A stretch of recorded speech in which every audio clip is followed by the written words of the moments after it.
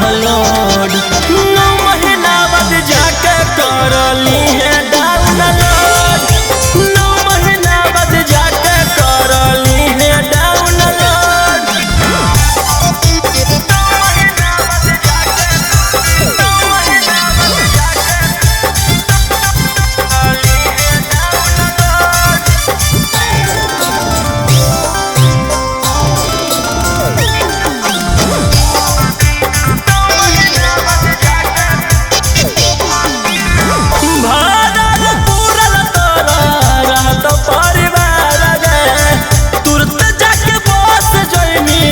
ससुराल गए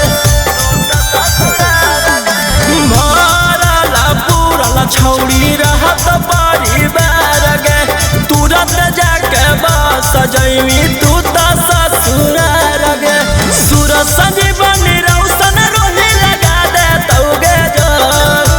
गौतम गोलू रौशन रोही लगा दे तौगे जो आगे आओ ने कर दियो हम हिया कहलो